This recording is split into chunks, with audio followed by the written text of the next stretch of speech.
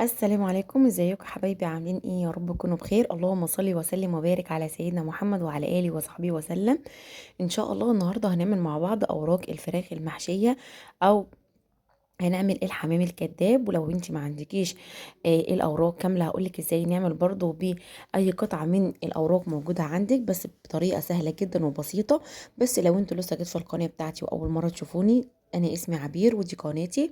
اتمنى تشتركوا في القناه وتفعلوا زر الجرس عشان يوصلكم كل جديد من وصفاتي، ولايك وشير للفيديو لو الفيديو عجبكم. اول حاجه نسمي الله ونصلي على الرسول، ويلا بينا نبدا على طول. انا عندي هنا حله على النار، هحط فيها حوالي 3 او 4 معالق من الزيت، وهنزل فيهم كده ببصلايه متوسطه متقطعه صغير، وهنزل كمان على البصلايه دي برشه صغيره من الملح علشان خاطر تدبل البصله معايا. احنا مش عايزين البصله بتاعتنا تحمر، احنا عايزينها بس تدبل.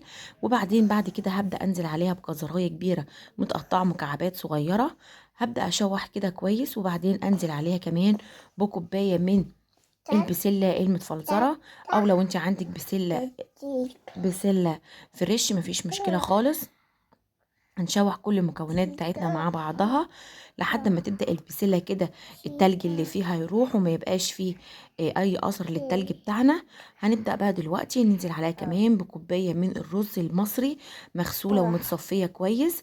وبعدين هنتبلها دلوقتي باي توابل موجوده عندنا. انا عندي هنا نص معلقه من الفلفل الاسمر، واحط كمان معلقه من توابل الفراخ. لو انت ما عندكيش توابل فراخ تقدري تضيفي نص معلقه كده صغيره من السبع بهارات، مفيش مشكله خالص. وبعدين هنبدا نزيدها بالميه بتاعتنا، ميه سخنه من الكاتل، لحد مستوى الرز نفسه كده. وبعدين هنهدي عليها بعد ما تغلي معانا ونسيبها حوالي 5 دقايق.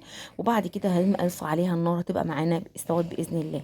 بعد كده بقى هنبدا نجيب الفراخ بتاعتنا اللي احنا هنبدأ نخليها علشان خاطر نحشيها. طبعا في ممكن تجيبيها انتي مخلية جاهزة من عند بتاع الفراخ الفرارجي، لكن احنا النهاردة هنخليها في البيت عشان اللي حابب يتعلم ازاي يخليها معانا، او للي كمان ما عندوش مقدره ان يجيبها. بتبقى التانية غاليه شويه في السعر عن ديت، يعرف ازاي بنخلي الفراخ بتاعتنا. اول حاجه كده بنجيب ظهر الفراخ من ورا، وبعدين بنبدا نحاول نخلي الجلد من عليها كده، وبعدين بنبدا نقسم الورك، وبعدين بنبدا كده بطرف السكينه من قدام بنمسك كده، نمشي مع العظمه بتاعتنا، نخلي اللحمه من حوالين العظمه اول حاجه. وبعدين بنبدا نيجي من فوق كده، وبنبدأ بطرف السكينة كده بنحاول نخلي اللحم من على العظم زي ما انتوا شايفين كده، وبايدينا بنروح جايين ضاغطين كده على اللحم بالجلد ينزل لتحت. وبنيجي كده من عند المفصل كده بنروح جايين مسلكين الغضاريف بتاعة المفصل ديت بالسكينة. وبعدين بننزل برضو بنفس الطريقة كده ننحت اللحم من على العظم كده. سهل جدا على فكرة خالص، واللي مش هيعرف ما كانش بيعمله قبل كده سهل ان هو يتعلمه ويعمله. انا عملته معاكم اهوت من الاول للاخر. وبنيجي بقى عند خلاص اخر حته كده في العضمايه، بنبدا ايه؟ بنسيبها يعني القرقوشه اللي تبقى تحت كده في الورك، وبعدين بنبدا نحط السكينه كده على إيه العظمه بتاعه الدبوس بتاعتنا، وبعدين بنضغط عليها جامد علشان خاطر تبدا تتكسر معايا، والدبوس بتاعنا يطلع ما نحشيه يطلع سليم اكن ما احناش خاليينه ولا اي حاجه خالص. بعد كده بقى ببدا اروح جايبه اللحمه بتاعتي كده بطرف السكينه، اعمل لها فتحات بس صغننه كده خالص خفيفه كده بخطوط بالطول، علشان لما احشي الرز جواها والخلطه بتاعتنا جواها اجي الفها كده تتلف معايا، ما تبقاش كده الانسجه بتاعت اللحمه ماسكه كده كلها مع بعضها وما بتلفش معايا بطريقه سهله يعني. برضو هوريكم الورك التاني اهوت عشان اللي ما خدش باله من الاولاني. بنبدأ كده برضو بالسكينة نمشي حوالين العظمة، نخليه كده نعمل خط بالطول وخط كمان من الناحية التانية كده عشان نبين العظمة بتاعتنا. ومن فوق كده بنبدأ نضغط كده على اللحمة بتاعتنا تنزل تحت. وبنيجي من عند المفصل برضو بنقطع كده الغضاريف اللي هي بتاعت القرقوشة ديت علشان خاطر تبقى تسهل معانا كده، بيبقى فيه خيوط كده من هنا بنقطعها بالسكينة، وبننزل كده بنخلي اللحمة كده على طول. وبعدين بنبدأ نفتحها ونكسر القصبة بتاعت الرجل. ده كده الوراك اللي هي السليمه. طيب انا ما كانش عندي الا وركين 2 بس، وكنت عايزه كمان ازود الكميه يعني، فكان عندي هنا القطعة اللي هي جنب الدبوس ديت اللي بتبقى في الورك. هبدأ برضو احشيها، مش هتقول لا ولا اي حاجة معانا خالص. هنخليها برضو بنفس الطريقة. هي كانت متقطعة كده جاهزة يعني، كنت انا عاملاها لوصفة معينة. بعد كده بقى هبدأ اخلي العظمة برضو بنفس الشكل اللي انا عملت بيه الدبابيس. وبرضو هاجي عند الاوراق دي، ما شاء الله الاوراق بتاعتي ديت كبيرة. هبدأ بقى افتحها كده بالسكينة علشان خاطر لما احط اللحمة جواها تبقى عاملة زي الرول كده. ابدأ الف فيها الرز بالخلطة بتاعي. هنتبلها بقى دلوقتي علشان تبقى جاهزة معايا. هرش عليها رشة صغيرة من الملح ورشة صغيرة كمان من الفلفل الاسمر عشان اللحمة بتاعتي تبقى متطعمة. وهنسويها النهاردة في الصينية، مش هسويها في الشوربة عشان ما تفرطش الرز اللي موجود جواها. هنحط في الصينية بتاعتنا بصل وجزر وكمان طماطم وورق لورا وحبهان، واحط رشه من الجنزبيل ورشه من الفلفل الاسمر، وهنحط رشه كمان من الملح عشان الشوربه بتاعتنا تبقى متطعمه.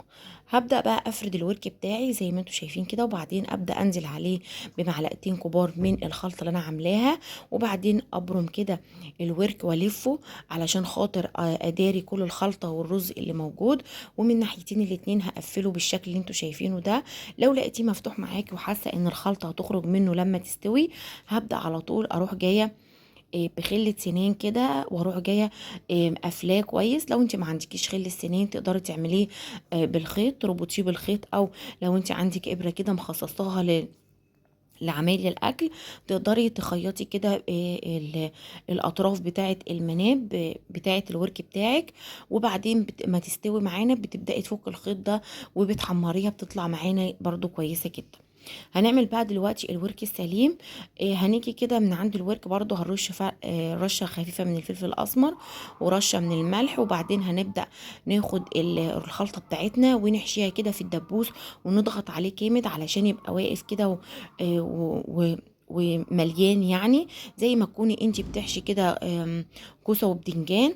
وبعدين هنبدا بقى نحط معلقتين برضو من الخلطه بتاعتنا في الورك من فوق، وبعدين هنلف كده عليه الجلد بتاعنا اللي احنا كنا سايبينه علشان خاطر نضمن ان مفيش اي حشوه تخرج مننا كويس، ولما نيجي نحمره ما يفرطش مننا الرز كده ويبقى محكم كويس جدا. عندنا بقى بخيل السنين هنبدا بقى نقفل ندبس الجلد كويس ونقفله كده زي ما انتم شايفين.